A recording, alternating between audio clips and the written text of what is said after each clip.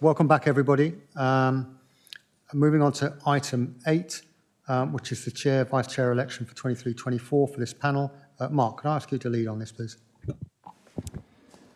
Thanks, Chair. So it's that time of the year again for the panel to elect its Chair and Vice Chair for 23-24, and this is to take effect from June 2023. So starting with the Chair, do we have a proposer at all? And that's for, I just confirm who you're proposing for. Yeah. Oh, sorry, Could I please propose Mike Short as Chair for 23-24? And do we have a second? Happy to second, Councillor David Taylor. Mike Short.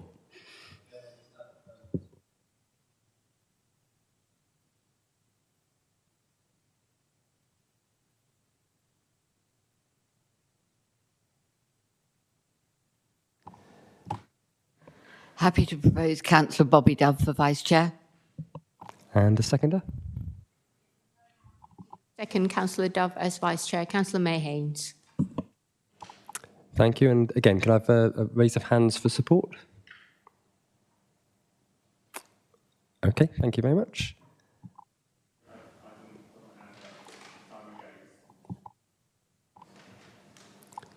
Thank you. Okay, that's noted. And I think that's it, Mike. Really, just over to yourself as Chair. I assume you're both happy to accept those positions. Thank you very much for your support, ongoing support, chapesses. So moving on to item 9, quarterly monitoring report. I'll hand over to the PCC to just give us a brief overview where we are so far on this police and crime plan, and then we'll sort of bring in the priority leads from this panel for any points that they'd like to raise on the last quarter. Thank you. Commissioner. Thank you, Chair. What I'll do then is I'll go through the quarterly monitoring report and I'll pause after each priority so as we can bring in the leads and have the questions as we go, if that's okay. So the first priority is to cut crime and antisocial behaviour. Well, I'm pleased to report that we've got a lot of green on the indicators for this.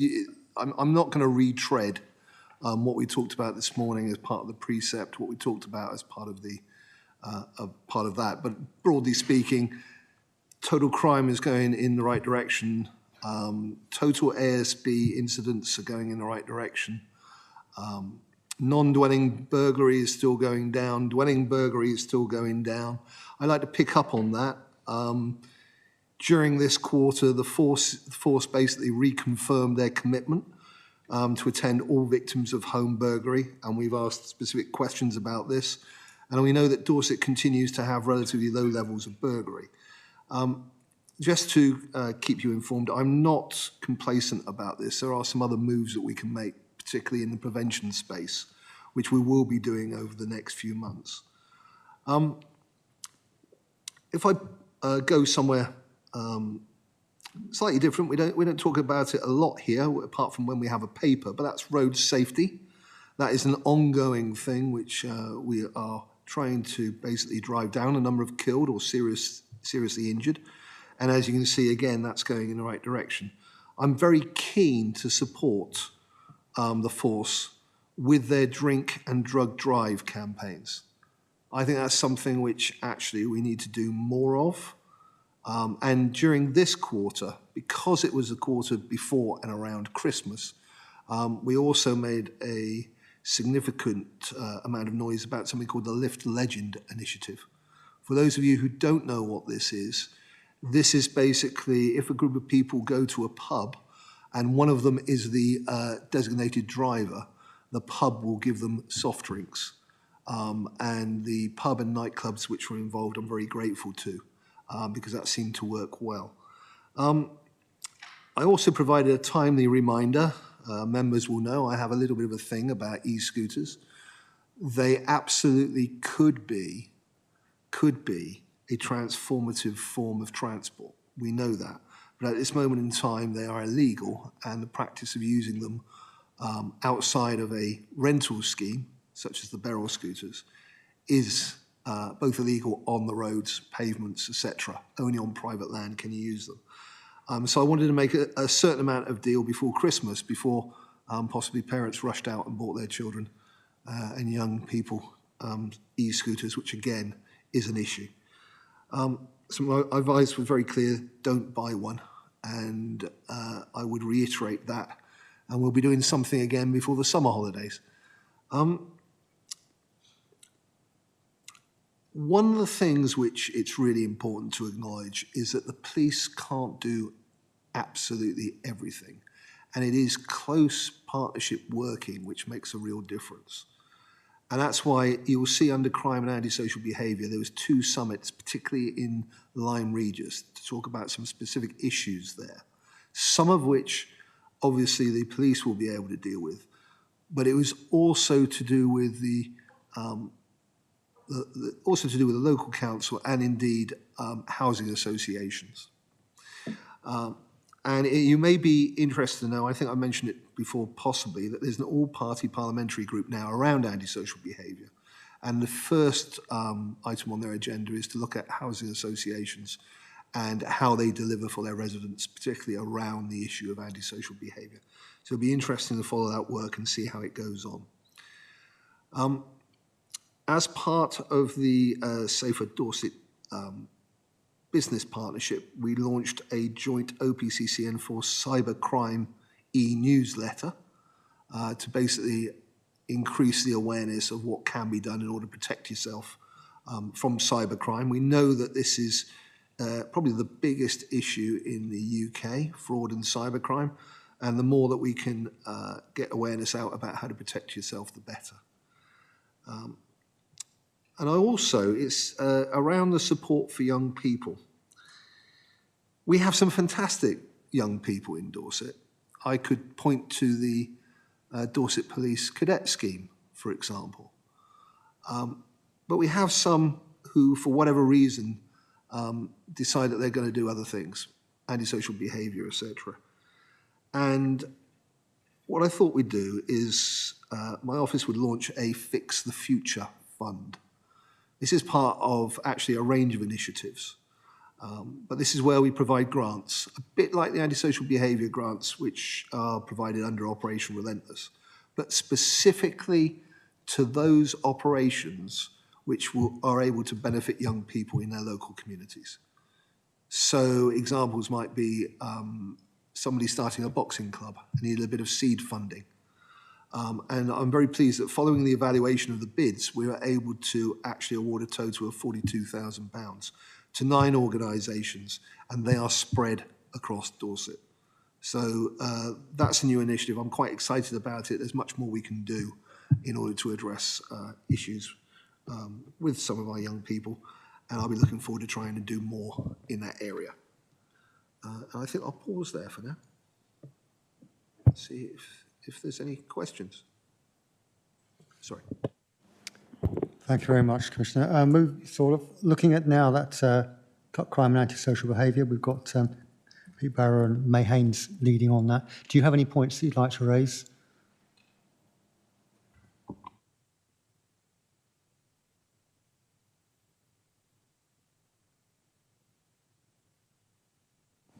Yes, I have a few points, Chair, if I may. So the first thing is really a message of congratulations, because I think it was ASB week last week, I can't remember, I'm losing track of the time.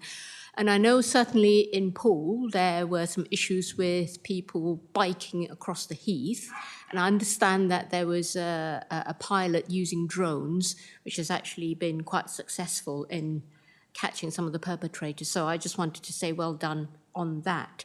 And then the next point I have, I think it's just a point of clarification. On the table, it says ASB year to date has gone down by 12.2%, but yet it's saying the number is 1946. So should there be a negative there, that it's actually gone down, but it's showing a positive number?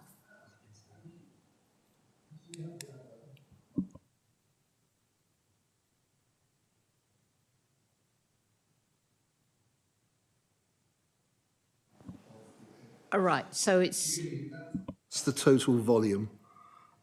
So the sign by the 12.2 is correct, going in the right direction. It's gone down to 1946.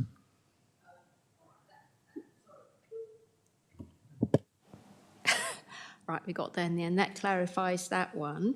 And then obviously the burglaries, because you've made the pledge there that anyone that has actually suffered from burglary will be given a visit. Just wondering whether how that's going, because I think when this was discussed at the previous meeting, I think I raised a point about 101, and I'm not going to go into the points about 101, and people who have suffered burglary feeling that, well, what's the point in reporting? I'm not going to get through and no one's coming to visit. So what the stats are currently since you've actually made that pledge. And then just one other point to raise, which was the fraud and cyber crime. This may or may not be connected, but in the details you've given there, you're talking about cybercrime to businesses, but I just noted that Chief Constable Chilton, when he did his presentation, he talked about online sexual predators and whether that actually does fall into cybercrime, because that's actually of quite a serious nature. Thank you, Chair. Thank you, May. Commissioner, moving on. Got it.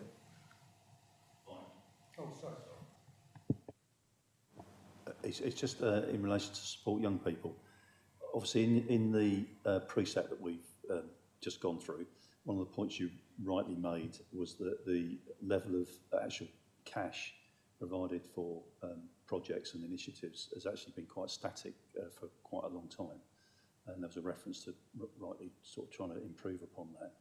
Will the sort of fix the future and support of young people be one of the priorities with that bit of extra cash if they're the right initiatives, obviously, in your year? Okay, so taking probably the easiest one, cybercrime, when we're referring to it here, we're not including child abuse, child sexual abuse within that. We're talking about the actual defrauding using the cyber. The other question about burglary. So dwelling burglary is what we said. Now, my last conversation with the force, they said that they'd hit 100% replying, visiting, doing what they needed to do with dwelling burglary. I just check that I'm not misquoting them on that. Simon? 100% for grade 1s and grade 2s.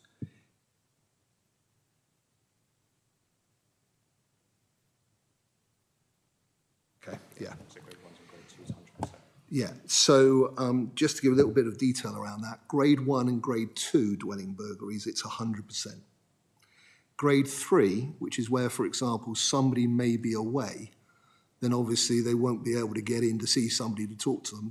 That may not be an immediate response from them. But certainly that seems to be moving in the right direction. Sherry, is that supplemental to this? Yeah. If I may, Chair, just very quick, does dwelling include outbuildings? I don't mean like farm outbuildings, but sheds, because that worries people too. No, I understand that. And no, it does not include shed breaks. This includes primary dwelling buildings. Okay. And the other question, which was fix the future. So yes, we will be looking at projects to help with our young people, such as Fix the Future. One of the areas I'm particularly interested in, and I'm leaping ahead a little bit, Ian, but I just wanted to add some value to this, is the Combating Drugs Partnership, the prevention arm of that. And that will be focused on addressing addiction issues in our young people. And I would expect that there will be projects which come out of that, which may be co-commissioned, for example. So yes is the answer. I think I got all of them, didn't I? It's just, Commissioner, you said grade 1, grade 2, grade 3 burglary. What's grade 1 and what's a grade 2, just so that I'm clear. I'll get a little bit of help on the detail. These refer to the response grades. So if you call 999, and if, for example's sake, there's a crime in action or someone's in the house, that would be a grade 1 immediate response.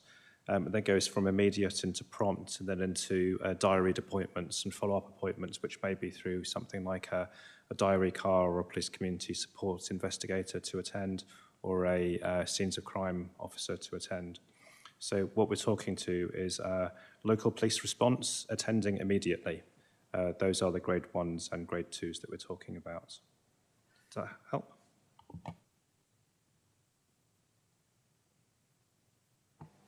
Thank you. Just a small point, but I thought I would raise it. I haven't had a drink since Christmas, did dry January, and so I've spent a little more time than I would normally have done sampling non-alcoholic beers, and also realised that quite a few pubs don't stock any any of those beers, or they have a really poor range. And I'm just thinking whether, in terms of licensing conditions, whether really that's something the police and councils ought to be starting to include, because if we want to dissuade people from drinking, I think it's really important, certainly in terms of the male cohort, to have some attractive options there. And there are quite a few beers now that really almost you can't tell it hasn't got alcohol in it. So it may seem a small point, but I think in terms of changing behaviour, I think the police could have an influence here. Thank you.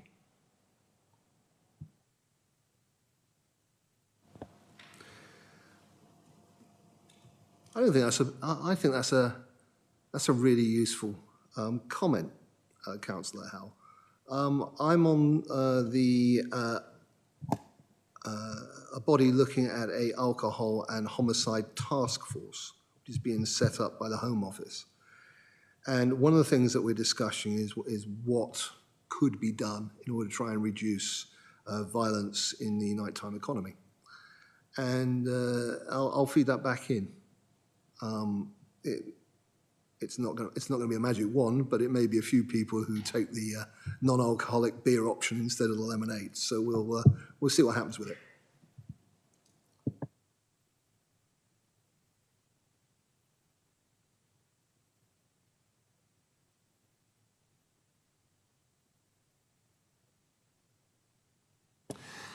So the second priority is making policing more visible and connected. So you'll be pleased to see that in Q3 we'd reached 1,345 officers for Dorset. We still have issues around the 101 answer time, which we know about. We discussed that at length last time. As I said in the actions piece, I will be seeing more detail around what's happening about that in the near future. I'm very clear that we need to preserve the uplift. We talked about that this morning. I'm not going to go into it in any more detail apart from to say that we have this desire to recruit 15 more officers, which, thanks to the decision which was taken earlier today by the members of this panel, we should be able to do now. One of the things I think is very important is always to keep taking a sense check. When I was a candidate, I did a number of surveys, and they gave me a number of things which the people of Dorset cared about. And ASB, drug-related crime, burglary, and in the rural area, rural crime were the four main things which came out of that. So I've instituted a summer survey, which is to sense check where we are with that, to make certain nothing large is changing. I'm very pleased, actually, that 58% of the survey participants felt that they could say that Dorset is one of the safest counties in England and Wales. That's the way it generally feels. That's what we aspire to, but we want to go further and get us to the #1 slot, as I've said before.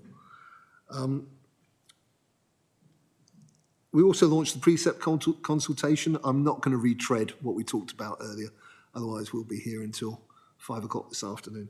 But I am very, very grateful that you agreed the precept, and for the support from the people of Dorset, the majority of which also agreed the precept.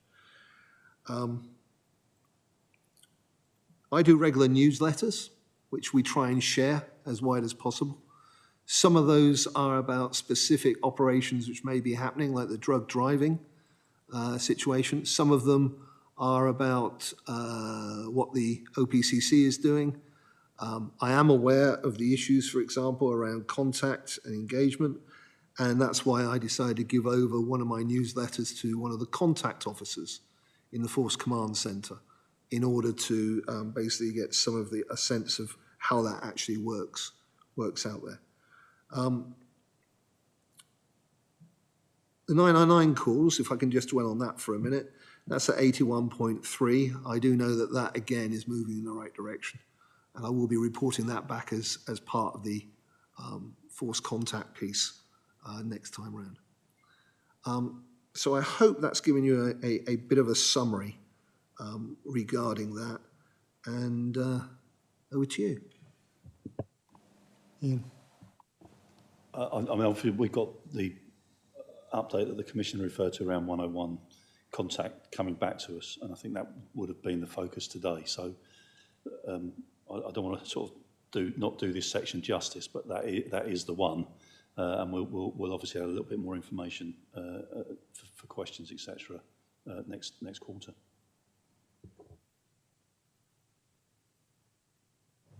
Thank you, Chair. Thank you, Commissioner. Once again, as I said before to you in the last session, the fact is congratulations getting your force on the ground and actually being noticed in the public in the High Street. It was very well received by Dorsetshire specifically and other towns which I've been hearing about.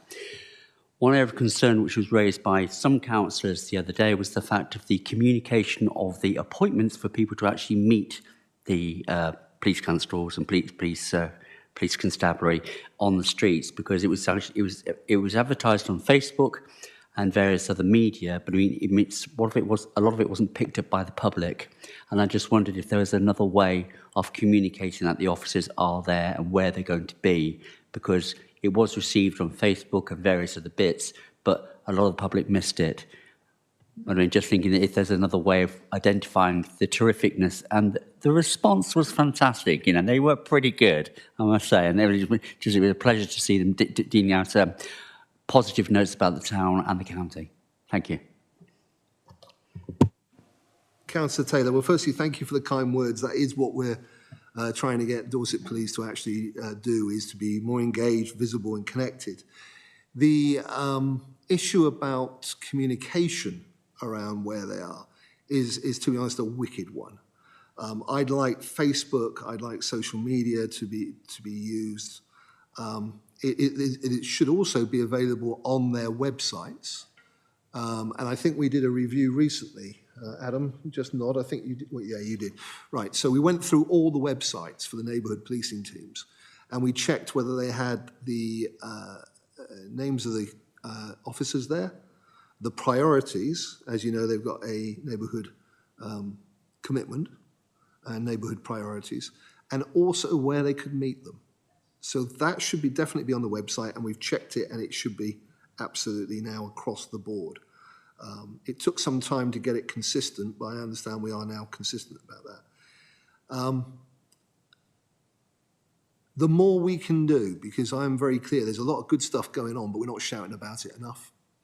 And that's one of the things that the new Chief Constable and I will be discussing, is how can we get the news out when we have something like that. I would like to get to the stage where we were able to show, and let me pick on a classic one. I think you mentioned about the motorbikes on the Heath, Councillor Haynes.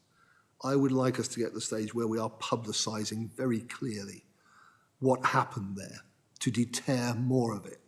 So that's a work in progress. That's a work in progress. But I'm really, really keen to use all methodology. And of course, it would be delightful if the Echo would pick up and actually publicise some of this in that way as well. That would be brilliant. So thank you. Thank you. I had cause to report something on 101 a couple of weeks ago, and I got the call back with a reference number, but then you have to call 101 again to get in contact with somebody to talk about that referenced case, which I think is very poor customer service. I mean, there's not an option when you ring up to say, have you got an existing case? So that was frustrating. I wonder if that could be streamlined somewhat.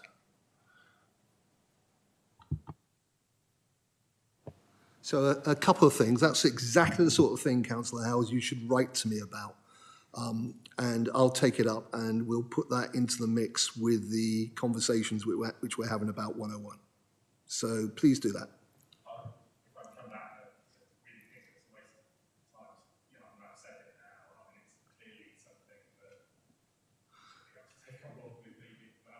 But this is a meeting about strategy and scrutiny, not individual cases. So if you want me to take it up as an individual case, It's about the process. This is a meeting where we're discussing how we can improve communication at a strategic level, and therefore, that's an aspect of how you deliver communications that you need to address, in my view. Thank you. But forgive me, I don't actually know whether that's a point problem and an individual problem, or it's a major strategic problem, which is why if you email it in to me, I'll be able to look into it. You've heard that we're discussing 101 next time round in depth. And if it does turn out to be that that's a common problem, which happens a lot, then that would be then phased into that. That's my point. All part of the information picture, I think, probably, Mark. So I hear what you're saying. Sure. Thank you, Chair. Slightly nerdy question here, for which I apologise. When you do your surveys, your summer survey and other surveys, to what extent do you weight the results? Obviously, we all know, councils know this too, that when you do surveys, you're much more likely to hear from certain cohorts than others, and you're much more likely to hear from certain parts of the county than others. So if you're talking about policing, surveying about policing, my suggestion is that you're much more likely to hear from the conurbation than the rural areas, and from the towns, the small towns than the villages. And you're much more likely to hear from middle-aged people than you are from either older or younger people. The thing is, if we don't do a little bit of weighting, we mislead ourselves into asking the same question and getting the same answer, because we're always not talking to the people we're not talking to. So can I just have some assurance that there's an understanding of that, and that we do what I realise you're not ComRes, there's a limit to what you can do, but could we have some assurance that you understand all of that? I hope I can say yes to that, and thank you. We're not ComRes. When we present the surveys and we give you the updates, we don't weight them for the answers in the way we provide them, but we do, as I think I did earlier, break them down. So every time we get a survey, we look at the different demographic questions and look as to whether there are any patterns or differences in there, and also whether there are any parts of any communities which aren't particularly represented. So we don't weight them in the answers that we provide, but we do look at the separate subsections and ensure that there isn't a part where actually, as you say, the data isn't misleading us into believing that everybody's happy with something, when in fact, if we were to look at, say, a particular town, they weren't. Generally speaking, we don't find that on a geography basis, actually, as it happens. But we do have a look at that, and then try to change look at different questions if we feel there's something we need to pick up, and use different methods as well to reach different groups. We know, to answer a possible follow-up question, that, for example, younger people don't complete our surveys at the same rate.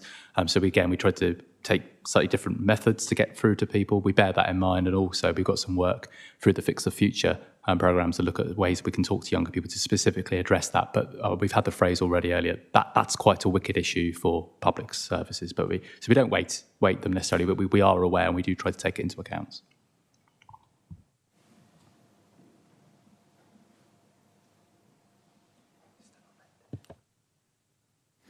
Yeah, if we could move on to priority 3, please, Commissioner.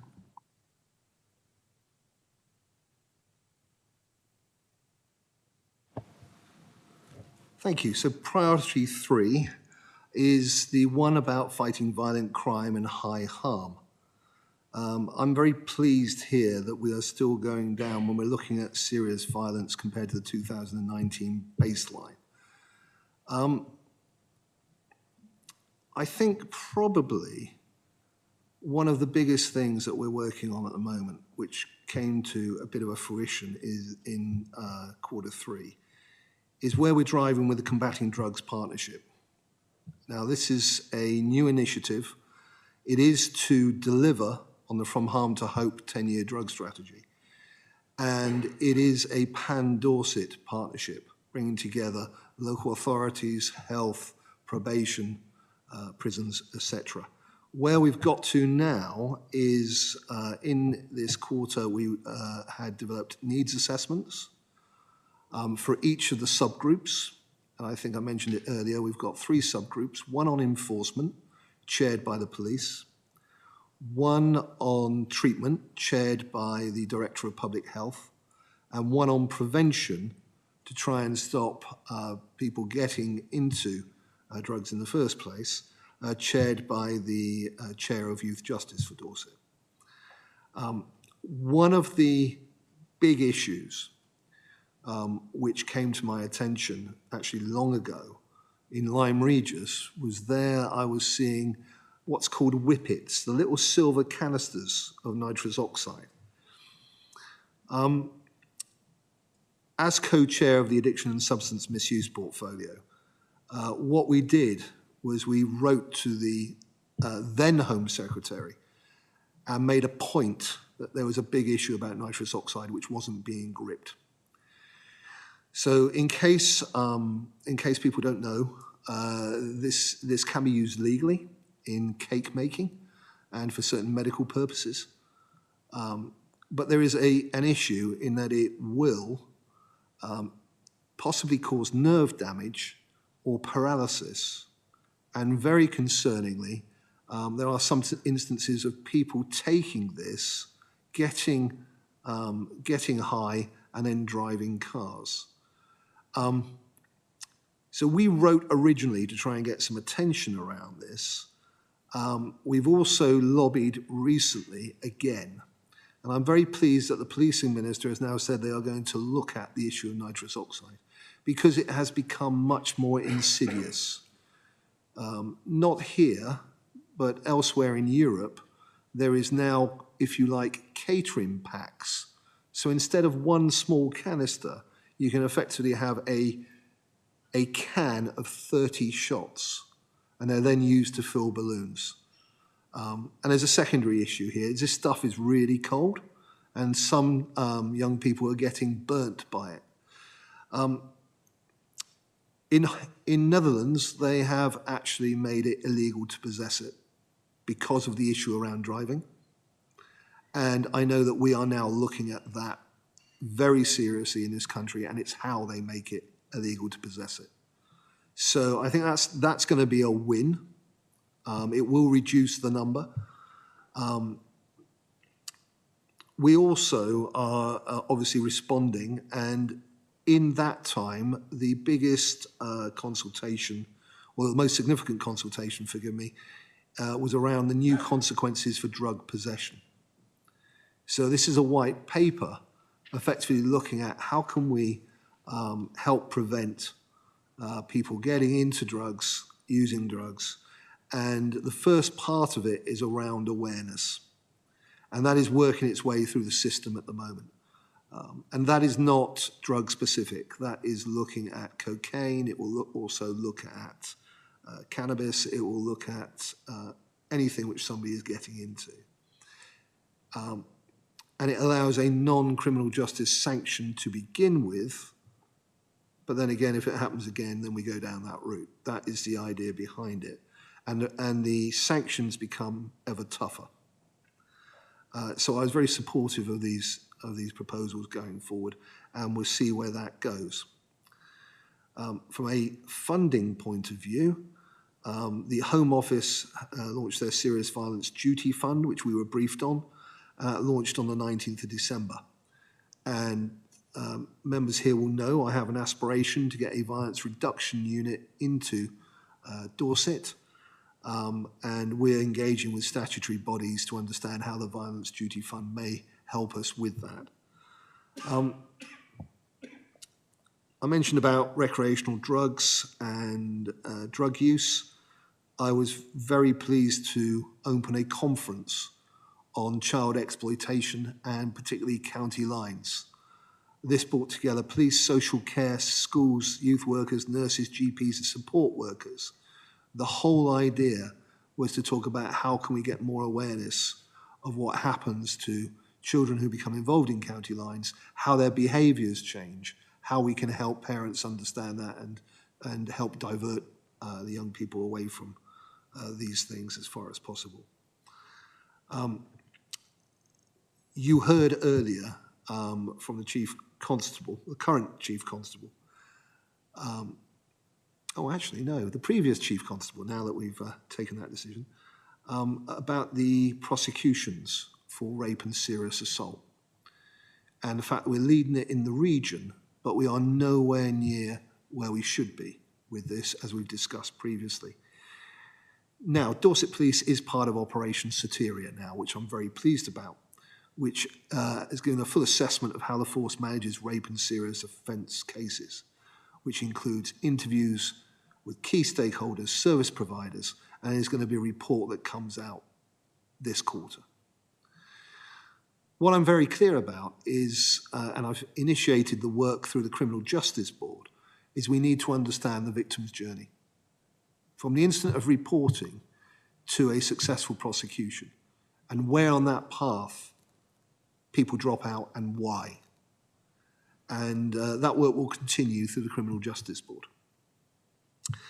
I also supported the 16 days of action on gender-based violence, which included domestic abuse and sexual violence. And we got a victim support employee to explain the support available in Dorset. I'm very clear there's more work that we can do in that regard. And you've heard, I'm not going to retrench it, but you've heard how I'm going to hold the force to account for any internal issues. There is more work that we can do in order to support victims, and we'll be looking at that over the next quarters. Thank you. Thank you, Chair. Thank you, Commissioner, for that report. So I was going to ask, actually, it's probably more a question for Mark. The Oxoteria, there is going to be a report coming, wondering whether we could actually add that to the forward plan so that we'll see it at the next meeting, assuming that it will be available by the next time we meet.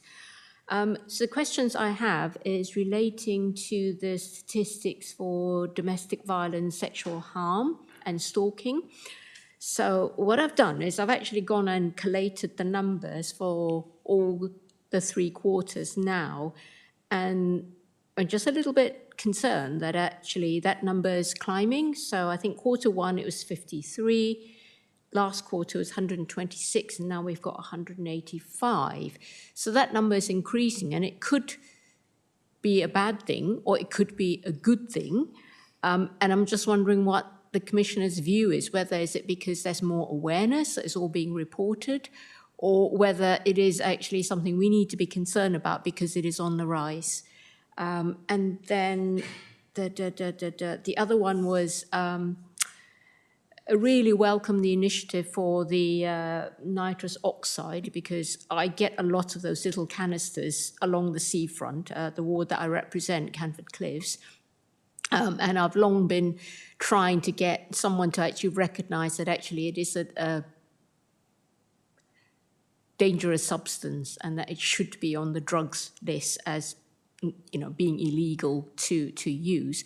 But attached to that, on the way here this morning, I had the radio on and I heard something which I thought, oh, you'd never think about that. So you have the vape, which is the cigarette alternative, and apparently there's been an increase in incidents of young children being hospitalised because they've been using the vapes, which I guess have been left lying around. And I know that cigarettes are an accepted form of recreational drugs, if I could, there's probably not the correct terminology for it, but that there should be some awareness that actually that could cause harm, particularly if it's with a very young person and it could cause them quite serious damage. Thank you, Chair. So if I can take the last one first, yes, I'm aware of that. If you actually look at, I talk to people like, for example, the Alcohol Education Trust, Helena Conabia, and her figures are looking at what kids are using, if I can put it that way, has vapes as the most common thing, followed by cannabis, followed by tobacco. So I think there is an issue, but that's a much wider public health issue, which is beyond me in order to address vaping. I've got to stay focused on trying to address the illegal drugs which we have in our society and which are causing the most harm. But I absolutely take your point, and I also think that vaping is part of the entry system, if you like, in order to get into other things. So yes, absolutely. I think your little alarm bell there is right to make public.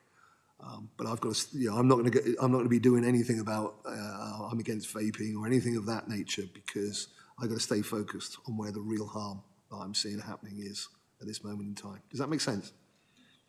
So that was that one. The Operation Soteria, that's an internal report. It's not a public report. So if you want to actually talk about that subject, the easiest way is for us to have a deep dive, a paper coming forward about domestic abuse sometime later in the year, or depending on what you decide to prioritise in your work plan. Does that make sense? Yeah, I think that's something. Sorry. Yes, that's something that I would welcome, and I'll work with Mark to get that on the forward plan. Thank you. And obviously, sorry, I should have said domestic abuse, rape and sexual assault and all that sort of stuff is encompassed. You asked me the question about the number of orders. And yes, it is climbing. That's actually a good thing. One of the issues that we had in the past was that we were not using domestic violence, sexual harm and stalking prevention orders enough. And we had a problem of recruitment with vulnerability lawyers in order to help us to do that. Now that has now moved on and we've been able to recruit. So I would expect that to climb, and that's a good thing, because whilst the domestic violence orders could be useful in obviously a domestic, a relationship situation, there are some people who are stalked by strangers. And for them, we need to see the stalking prevention orders drive up. And amongst that, they will be the lesser partner, but I want to see more and more of them. So the fact that that's going up actually is a good thing. Did I miss anything? No. Thank you. And I welcome those comments, Commissioner, because that's partly what I'm going to ask the question about, because you recognise with the figures coming in now that it's been identified that there are problems within our communities like sexual exploitation, etc. The one thing I'm going to emphasise, and we have spoken about this before, is within childcare, foster care, adult services, children's services, the fact that other services which you've listed there, I'm pleased to say that with Mockingbird and things like that that's coming on board with the child services, the fact that the problems are being identified. Have you established now a team within the PCC or the Police and Crime Board, where the fact is that we are engaging more within the social services, adult services and foster care to make sure we can actually identify problems, to actually have a pathway so they can actually report it with ease. So I do know that there's some work ongoing by Dorset Police. I'm just going to look at my peeps here. Do you know anything about the safeguarding hubs? Because that sounds like where that would feed into.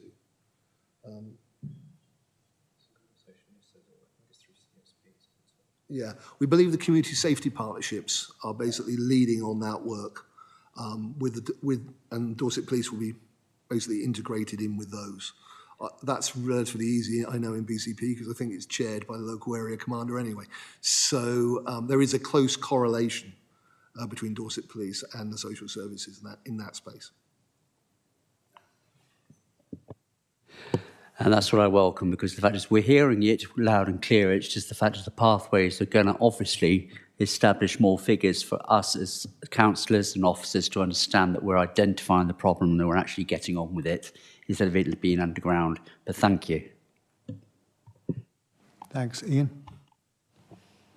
The Police and Crime Sentencing and Courts Act of 2022 has now been enacted, and it states quite clearly that there's a legal duty on public bodies to work together to drive down serious violence. It's most probably a tightening up of what was the original Crime and Disorder Act in 1998, I think. But the question then is from that bit of legislation, how do you see that changing or empowering you as a PCC to do more around reducing serious violence?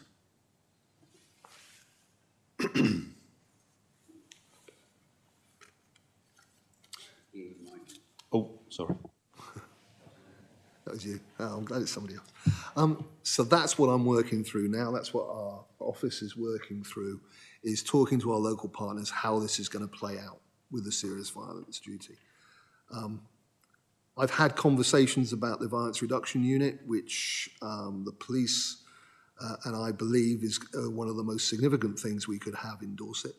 We know that the government has financed it in lots of different places across the country, but we just don't get that sort of funding.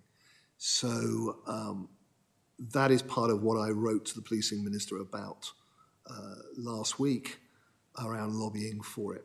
So locally, we're talking to our local partners on how we make this work with these serious violence duty. And one of the things which I'm trying to drive through that is trying to get some of that funding into a violence reduction unit, which allows me then to talk to the policing minister about co-funding and come on, give us a bit of a wedge, if that makes any sort of sense. I suppose, unless I've misread it, it talks about legal duty to public bodies, but it's then how those public bodies can be brought together to act as one, isn't it? Which, unless I'm sort of being a bit cynical, it ideally fits the role of a PCC in many ways in terms of drawing people together beyond the police. I think that's most probably what I'm edging at, really. So, we kind of have a model in the Combating Drugs Partnership which does exactly that. In other places where they've had VRUs, they've phased the Combating Drugs Partnership into the mechanism with the VRU. We need to talk about it. We need to discuss with our partners. But I would see that it seems logical to use that mechanism and actually do it the other way. But, you know, this is something which we're working through at the moment. And obviously we need our partners' support and cooperation in order to make it work. Yeah, to be fair, it is very new in that sorry? No, it's not that. I'm not going through that. It is new, but I think it's right that I see there is a role there that within existing structures or tweaking those, that the PCC can actually draw people together beyond the police. But it's how that's done. So it most probably something Mark, but I think we'll hear more, I assume, in the next quarter, but then we might, in 6-9 months' time, want to put something on the work plan, I think, depending on how that goes. Thank you, Chair. Okay, you're gone. I wonder, is this in line with the Section 17 sort of criminal violence duty that we've now all had to take on board and escalate with? And for that, Ian, I think the funding is going directly to the PCC and is allocating to the appropriate agencies that sit and are taking on that obligation. I think that might be part of Ian's answer.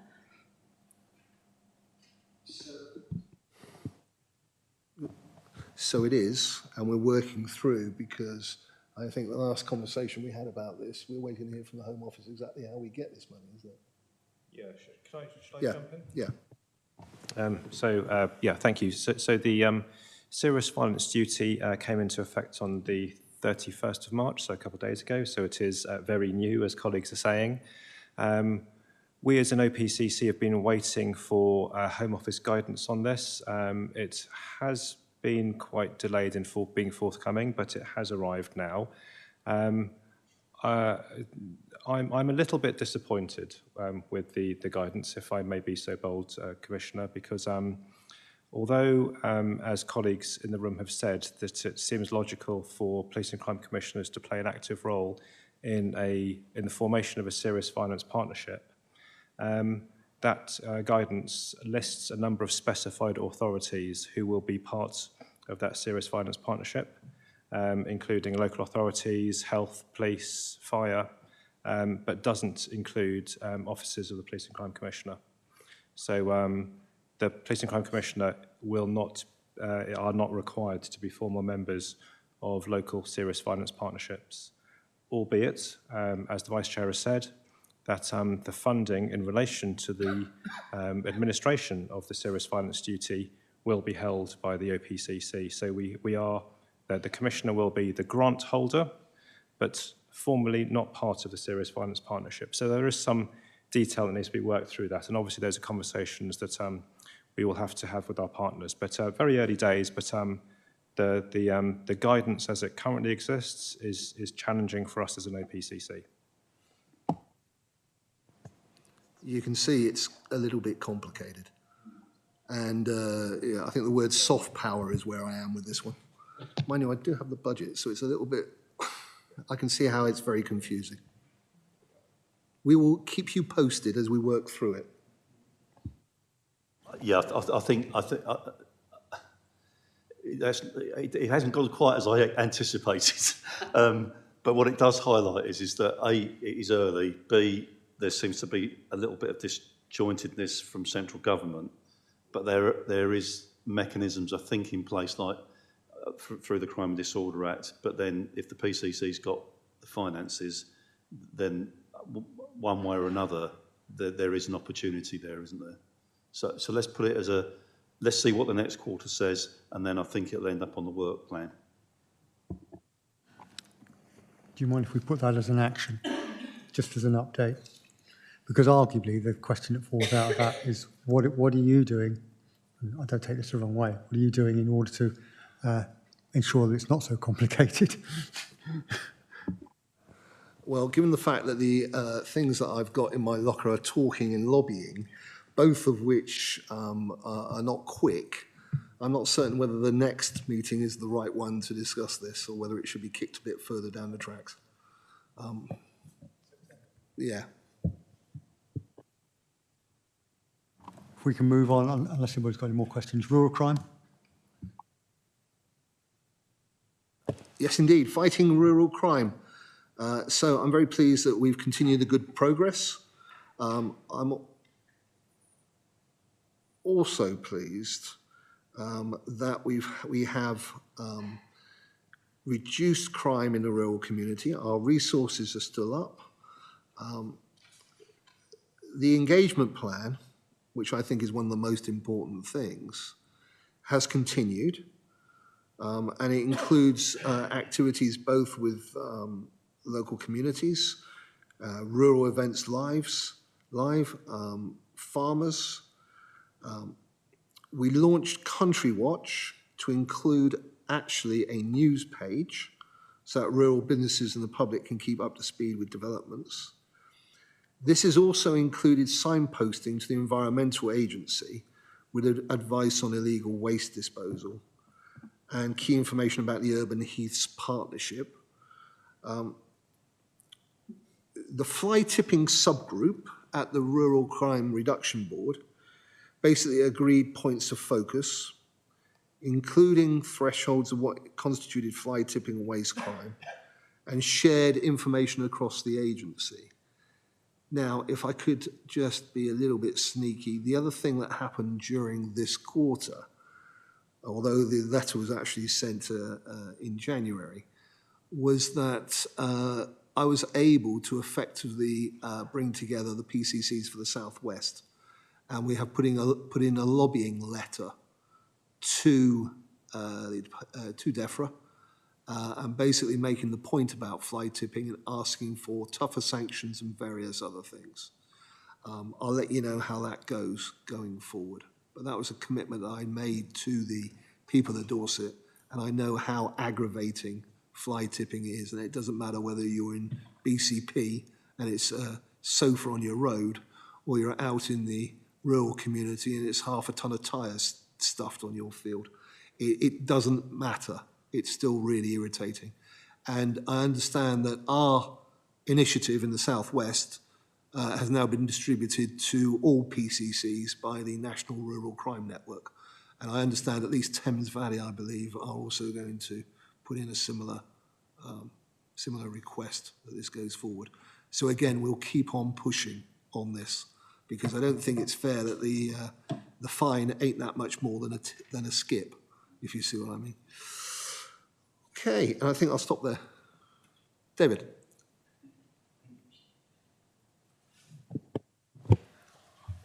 Well, as you can probably gather, my absolute delight on seeing this, and actually being reported on the news as well regarding dumping sewage, etc., on the fact our countryside is at long last being looked after properly instead of people thinking they can dump it and get away with it.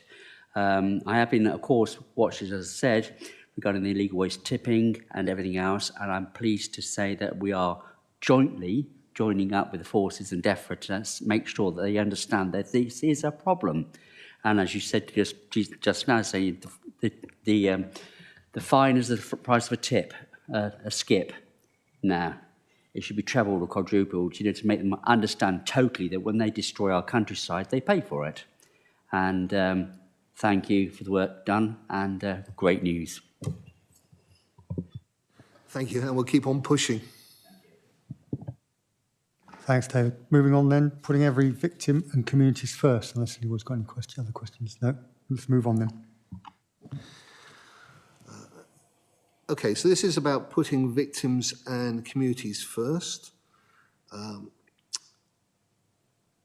very clear that this is one of the most important things that we do, is support victims. The number of victims that we're supporting is actually increasing. Now, that obviously does give us a certain amount of concern from the point of view of being able to finance the increase in demand, but we worked through that as part of the budget build, which we discussed earlier. And I'm committed to making certain that we give the best possible support to victims in Dorset.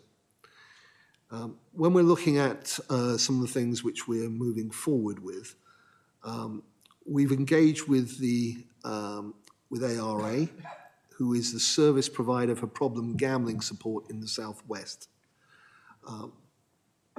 As part of my portfolio responsibilities, we're highlighting the increased awareness of harmful gambling, and we're trying to get that to be understood. It's hidden at the moment, and so what we're doing is we're actually trying to get both the force and indeed other elements of the criminal justice system through the Criminal Justice Board to understand where that could come in. If somebody comes into custody, for example, then they're asked questions about their alcohol use, their drugs use. Well, this is another addiction which needs to be asked about, and then the person signposted in order to get help. So that's one of the things which we're moving forward with. I supported Hate Crime Awareness Week in October, and one of the things I did there is when it comes to hate crime, I'm very clear that one of the things I wanted to highlight was increase awareness around disability hate crime. And in October, I provided a platform for a Dorset disability campaigner to give his views on my website. He made a podcast, etc. And I'd like to keep up that work because, to be honest, these are some of the stories I've heard from disabled people. The idea that ne'er-do-wells will sidle up to them at the bus stop and try and get them to take them home so as they can basically abuse them or cuckoo them. That is very concerning to me. And some of the stories about the sort of abuse that they get, which they don't feel that they can report. I'm trying to make more noise about that. Like every other hate crime, we should call it out and make certain it gets reported. We also contributed as a body to the Equality, Diversity and Inclusion Strategy for Dorset Police. Its key aims are to ensure that all our communities are represented, respected, involved and protected. And I'm very clear that there's more work to be done, particularly around recruitment for Dorset Police. And I'm very supportive of the Positive Action team and what they're trying to do.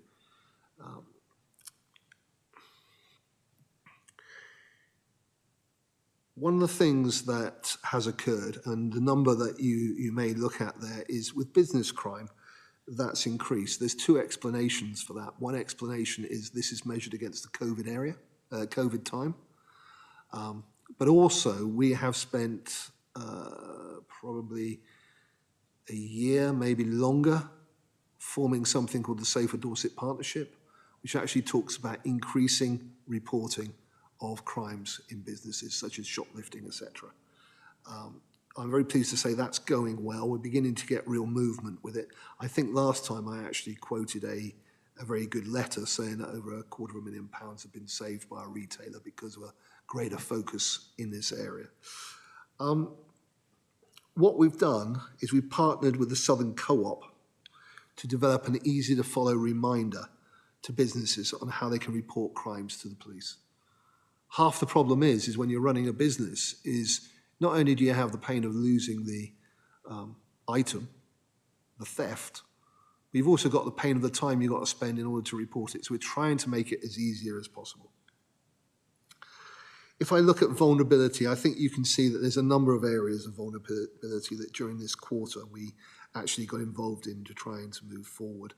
The ARA initiative for harmful gambling, the Child Exploitation Conference with Escape Line for County Lines, and we detailed the Opsateria work earlier. When it comes to domestic abuse, which is the last point, one of the things that we're looking at is the victim support which we are delivering. And that's why I said maybe we need to have a discussion about it later on in the year and draw some threads together. But I'm very keen that we get that right and we keep pushing with it. You saw earlier that we're actually getting it right from the point of view of protection orders and those sorts of things. They are now increasing, etc. I think I'm going to stop there for now on this one. Thanks, Chair. Yeah, just a couple of things. I think with the domestic abuse thing, it'd be really great if we can get some more details on that later on, because there are a few people I've been speaking to and supporting in my wards who have been victims and don't feel as though they maybe have got the support that they've needed at the times that they've needed, just with like delays with things happening. So it'd be good to be able to delve a little bit further into that at some point. It'd be really welcome.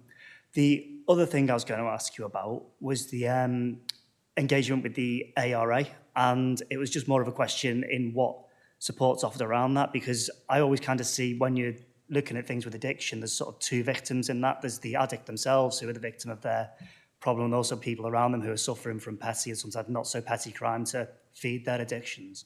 So I was just wondering what the out-of-court disposals, is there access to programs and recovery and things like that? Thank you. Yeah, absolutely. I mean, you've actually put your pin on something which we're campaigning about nationally, which is the issue for the family of the harmful gambler. And let me work this through, all right, because it's slightly complicated, but Normally what happens is a person who has a gambling addiction will have, first of all, used their accounts that they have access to, so the family accounts, so they've borrowed off friends, they have done those sorts of things. Then they may work into accounts which they shouldn't have access to, which they have access to for a professional reason, like their work accounts. What happens is that money is spent on gambling. Those gambling companies, to my mind, are in receipt of possibly stolen goods.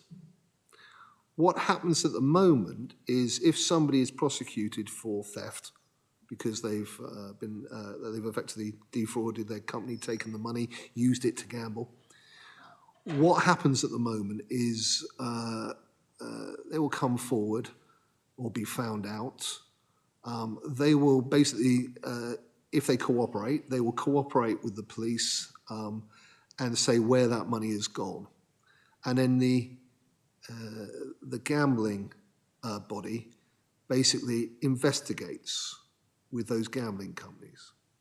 And those gambling companies, in theory, will give the money back. But that is not a perfect system. Now, your point, Chris, is absolutely what can happen is the money which comes back from those gambling companies after the investigation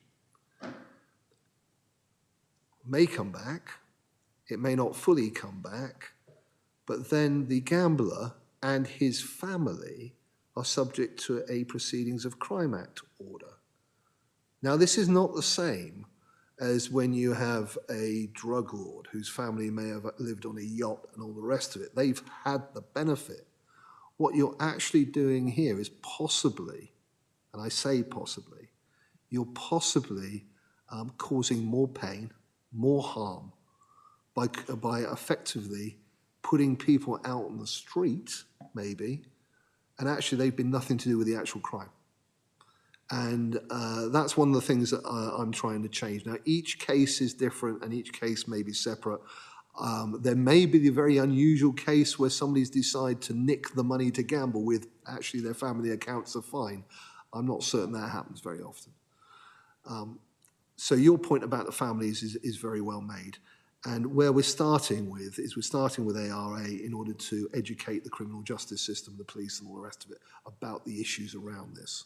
And then we'll work forward. What there needs to be, and this again is something which we are lobbying for, is at the moment it is down to the Gambling Commission how they distribute their funds. What we're trying to do is we're trying to say there should be a levy on the gambling companies, which is then put straight into affecting those families and victims of harmful gambling and those who are addicted. There's only 3 treatment centres in the UK at this moment in time for harmful gambling. And there ain't one close to here, it's London is the closest. If that levy was operated and that money was then spread across the country, possibly being given to PCCs, as Ian possibly would like after his previous comments, we'd make certain it happened and was sorted locally. That was a long answer, Chris, but I thought it needed a bit of justice around it because that's a lot of work which hasn't been visible to this committee before. Thank you, Chair. Thank you, Commissioner. Very interesting subject in my part of my world as well, because of gambling is an enormous scourge on our society, basically. Is there a possibility of looking into, like we have with alcoholism and we have with drugs, is whistleblowing or something to do with the process where it is easier for people to report where they feel as though there's a problem with gambling somewhere? The reason I state this is that currently on the TV programmes, as you're probably on the other channels, gambling is absolutely prolific right across all the adverts. It's everywhere. And you just can't escape it. And then it's very simple to pick up or play a tune or whatever like that. I'm just wondering whether or not there was, as well as what you're doing, which is outstanding work, I must say, is the fact is that if there is a possible way of communities or families or individual members have an easy way of alerting the fact that they've got a problem with gambling within their family or their community. A kind of a whistleblower, but the things that are something that would actually help us help the individual.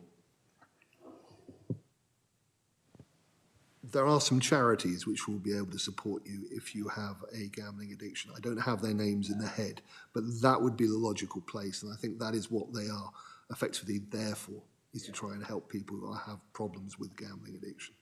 I think my issue is the way that this is done, it's almost self-monitored, and I would rather it had much more of a rigid framework to make certain that gambling companies actually give money back if it's been shown to be part of a theft. And I would like gambling companies who make basically billions of money, billions of profit, that money, there was a levy in order that was fairly distributed in order to address the issues in our society. Call me old-fashioned, but I think that would be a good thing to do.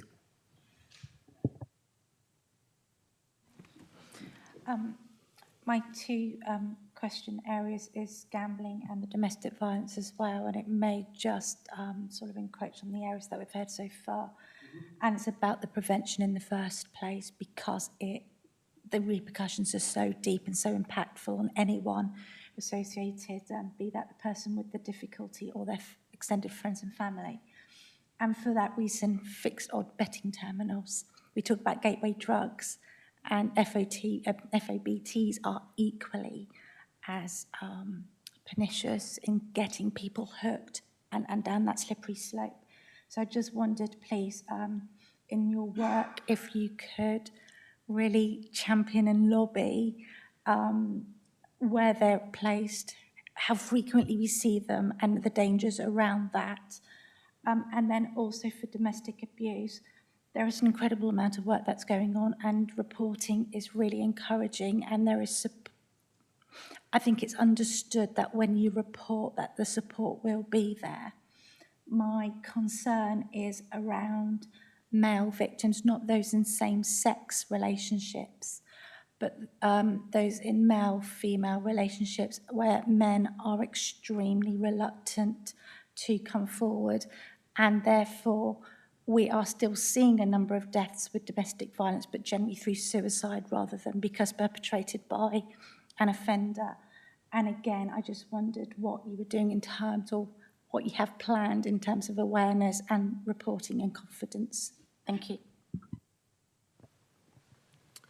Thank you. So firstly, your point is well made about fixed odds betting terminals. I think I'm right in saying that the actual amount came down a while ago, but they're still there. I'd actually take it further, actually. There is all sorts of pernicious things going on. Even very young kids are being asked to gamble through games and all the rest of it, and some of that is actually linked to what's called loot boxes and those sorts of things. We've actually lobbied about that already. There is also something else, which is there is lotteries and things being run through Facebook. So there's gambling through social media. So there's a plethora of places where there's stuff going on which you wouldn't know about it, leaving aside the point that Councillor Taylor made about the way that advertising is absolutely all over. I mean, look, it's not fair. I can't actually watch sort of Below Decks without having a bingo advert thrown at me. It's not right. So we are taking all of this forward from the point of view of that, and I'll add the FOBTs in, but I think they were on our list anyway. Regarding the domestic abuse, this is something which I've been aware of since I've come into office, and I made certain that we are actually supporting male victims of domestic abuse. I think there probably is something else that we could do. I'm not certain that we actually have a view on what you're talking about. I'm not certain that we've got the number of domestic abuse caused suicides, if I can put it that way. And I'd be really interested to understand that if you have it. It's not something I've seen, it's not something that's crossed my desk. And then we can talk about what the best way is to address those, because I think that's the most dangerous situations that we need to address. Your point about coming forward, I think that's something which maybe we need to think about and work on. I'm not certain that that's been cracked yet. And without going into detail, I am aware of somebody quite close to me who was in that sort of abusive situation who happened to be male. So I do understand it. But yeah, no, thank you for raising that. I think when we do our deep dive on domestic, we'll add that in as one of the lines for us to look at. Thank you. And making every penny count, priority 6. I think I'll retread the whole of this morning. What do you reckon? No, that wouldn't be right. Look, I'm very, very pleased, right, that we've actually secured, even though I moan that we don't get a lot, we've got some, £731,000 pounds worth of stuff. We're going to keep on pushing.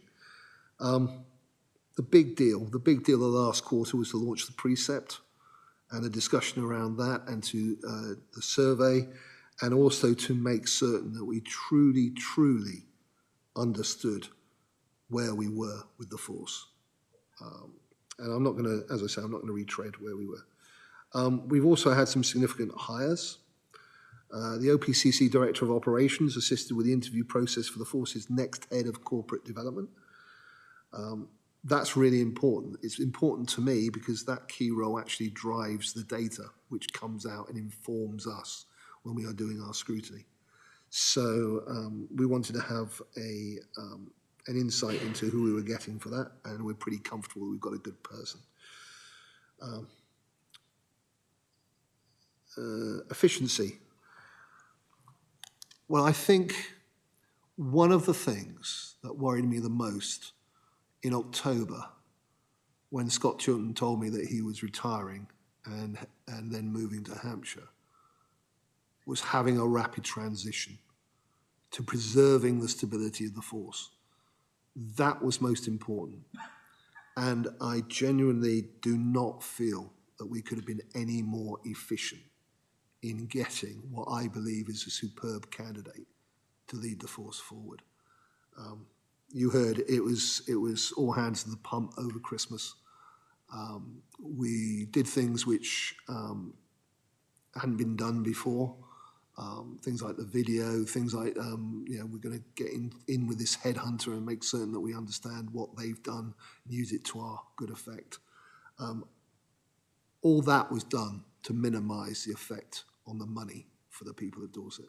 And I think we pulled that off with both alacrity and actually with a certain amount of flair, chaps, if I can put it that way. The other thing we did was we actually, as part of the Dorset Sexual Assault Referral Centre, the SARC partnership, the OPC approved an additional contribution to fund another post.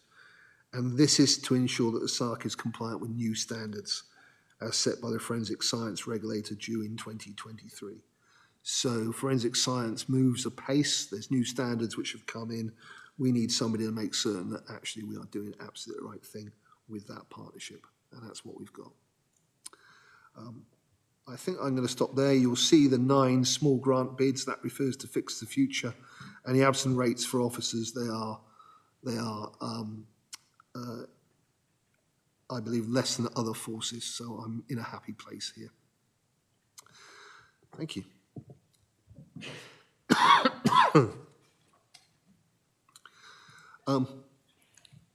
I'm not planning on going through the Q3 financial report.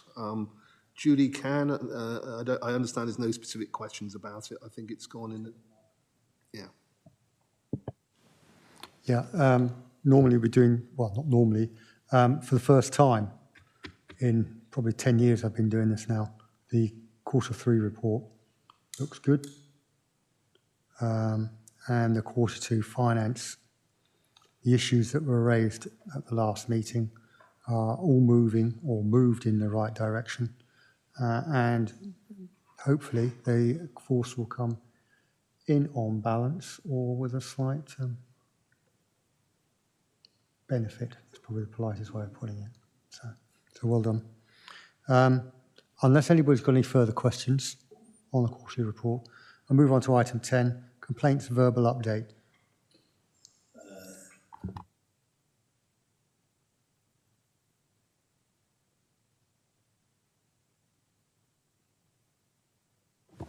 forgot about that. I'll do that again.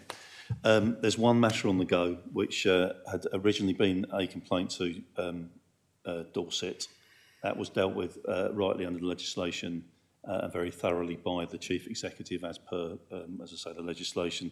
That individual, though, has rewritten in and written to other forces, and that sits at the moment with other forces to respond, although between Mark and Simon, they just need to do another bit of contact with that individual so that we meet our obligation in terms of keeping people updated. And I'll leave that with Mark and Simon to sort out. But there is nothing for the panel at this time. Thank you very much for that. So therefore, moving on to item 11, forward work plan, noting that we've got a internal meeting in March to go through the forward work plan as well, Mark. Thanks, Chair. So just to confirm for the forward plan as included within the papers, there's a slight change based on a discussion earlier this morning, which is that the key items will be protection of people in the nighttime economy. The item for raw resources will be replaced, though, by the postponed demand model item and a key line of inquiry reflecting raw resources dealt with within that same subject matter. Thank you, Chair.